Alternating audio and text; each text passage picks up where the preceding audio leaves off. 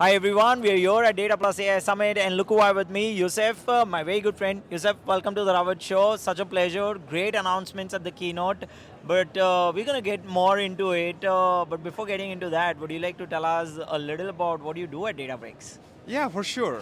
But first of all, I'm super happy to be here with you. I've been following for quite some time, like watching all your recordings, and they're just amazing. Thank you. Thank you for all the work you're doing for the data community. Yep. You've been like, I've been following for quite some time, and it's just amazing. Thank you. Thank you first for this amazing job. 100%. Yeah, talk a little bit about me. I'm Youssef. I'm a solution architect working for Databricks, and I'm based in Paris, and I cover mainly startups and DNB. So if you have any questions, just let me know. I'll be happy to help you with all of your issues. And Yusuf really is the most approachable person when it comes to talking about Databricks, the different problems, helping the community, and much more. So you can count on that. Yusuf, great announcement this morning at the keynote, and I'm super pumped about listening all the great announcement. Talk about the free edition, talk about Indeed. agent breaks, talk about MLflow 3.0, a lot many more things that were announced. I would love to know a little bit from you as well. What do you think about the keynote announcements? And tell us a little bit about the Databricks free edition. What is that? Yeah. So basically, Databricks revamped the community edition. Nice. Like, we created a new version called Free Edition, where anyone can just go spin up a workspace within few seconds. It can literally fit in a reel or a short. That's super fast, and they can access almost all of Databricks features for free to make sure that they can practice or increase their knowledge. So this is like an easy way to get started with Databricks. Yeah, that's fantastic. And it also kind of gives a lot more opportunity to those who are wanting to make mistakes Yeah. and learn from it, right? So it becomes an interesting platform. So congratulations on that announcement. It definitely helps the larger community out there to get their hands on Databricks. I'm also curious to learn a little bit about Databricks AIBI and also the Databricks One.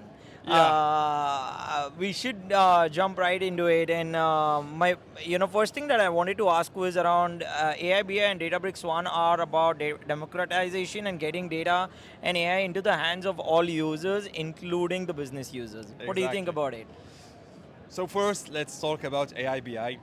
It was announced 1 year ago, Yep. and since then, like a lot of features came in. First, we rebranded the dashboard. Now it's called AIBI dashboard. Why? We're bringing AI to the dashboard to make sure that every single person can build dashboards easily. Yep. So basically, you can just text, "Hey, I don't know, uh, do a chart of like revenue by product," and you're good to go. No longer need to have this deep experience in dashboarding to build a cool one.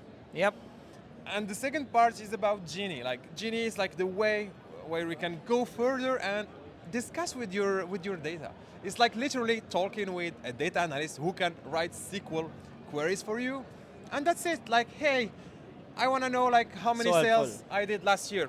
You have the answer quickly. Yeah, exactly. I think sometimes, going and reading through the dashboards kind of also become a challenge. And if there's a genie that can really help you to get through and get your answers really quickly, why not, right? Yeah, yeah, and that was the purpose of my talk yesterday. It was like literally saying dashboards are good; they can help you with so many things. But what if the question you're looking for is not answered by dashboard?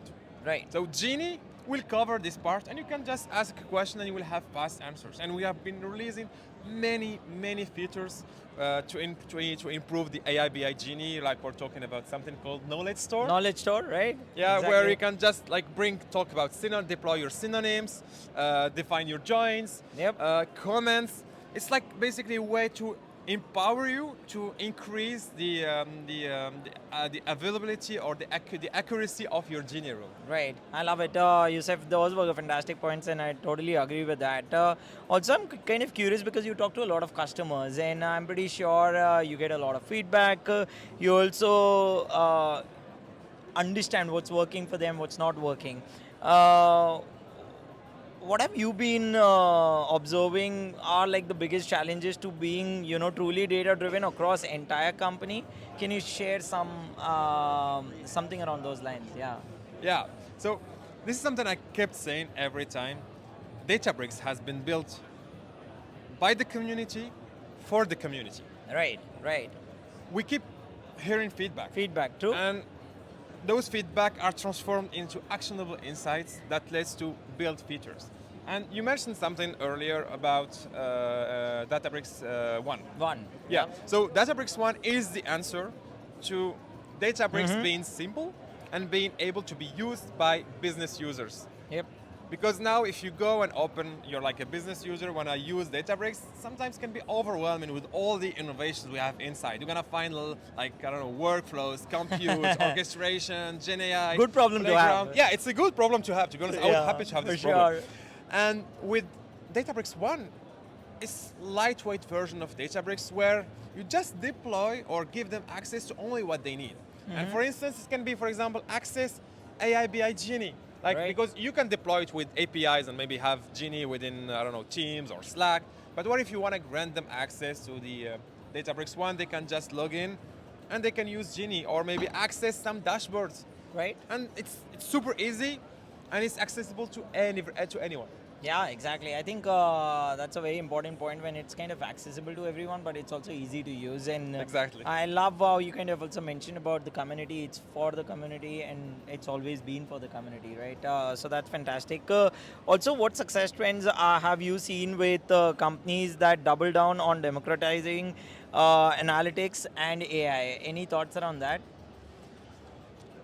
I think Databricks did a lot of improvement to the platform to make sure that they democratize access to data to every single person. I think years ago we started with data engineers. Yep.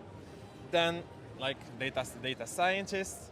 Then we shifted again to data analysts, and now we're targeting business users. Yep. And basically, we can use the platform for your entire data journey, from the ingestion Yep. till the deployment. And this can also help the customer because once they have like a unique platform, Yep. it's much easier to integrate all those cool components and get a value out of them.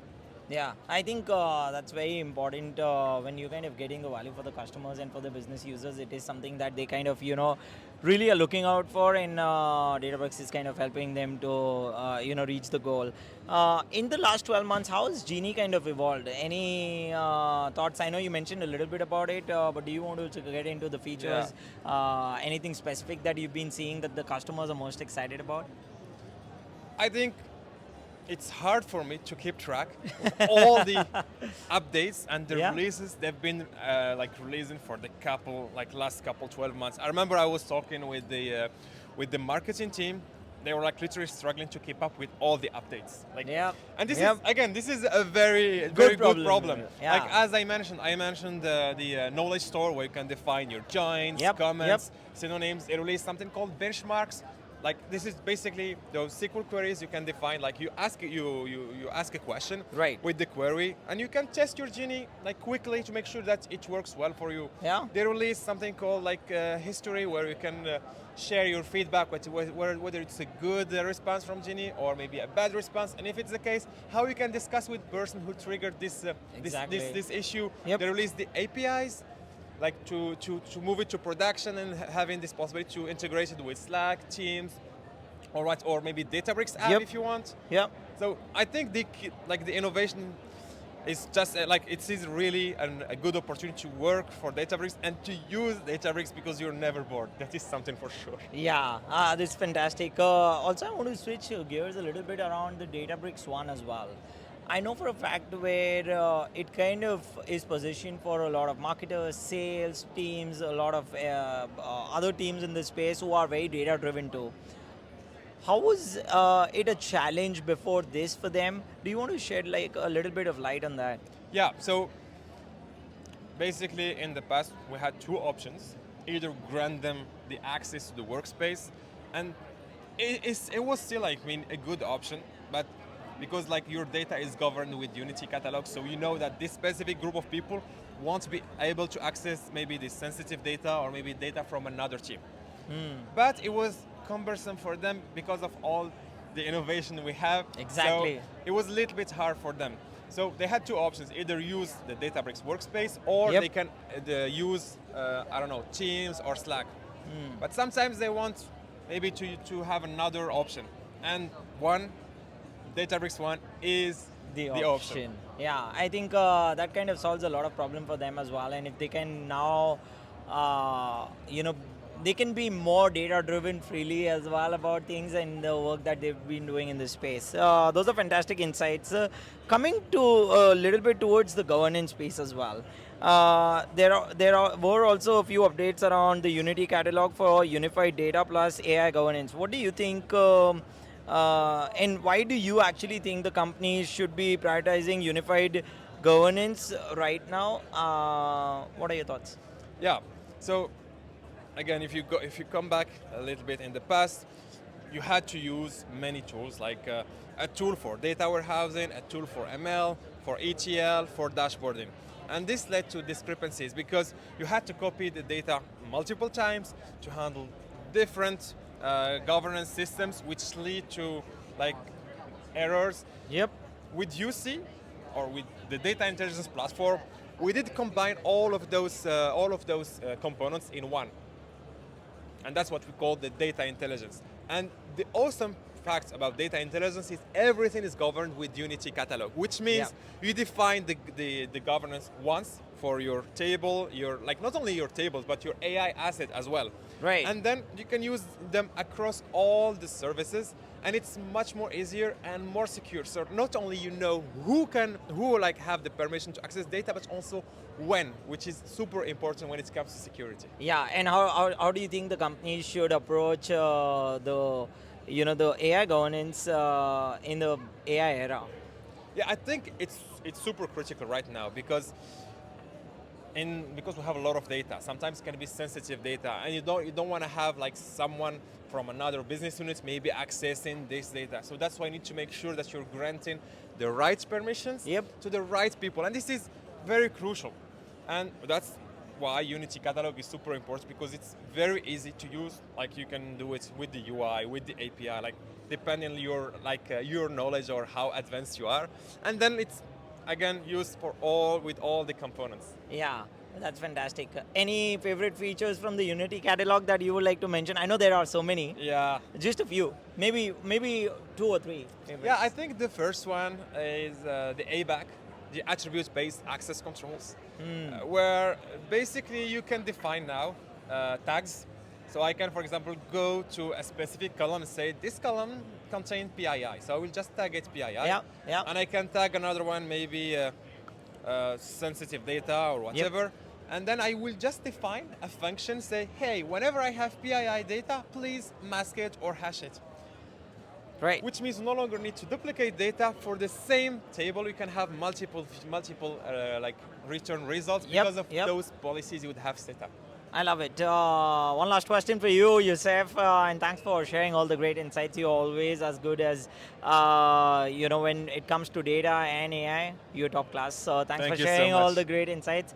One last thing, if folks want to reach out to you, learn more about the different things that you're doing. I know you share a lot of content, you have a podcast, you do a lot of different things, and you work on the products as well, and you work with clients too. So a lot of things. Where can they reach out? So first of all, reach out to your Databricks representative if you are a Databricks customer. Nice. If it's not the case, feel free to reach out to me in LinkedIn, Twitter, or the YouTube. So my name is Youssef Mrini, as Ravit mentioned, and the YouTube channel is Next Gen Lakehouse.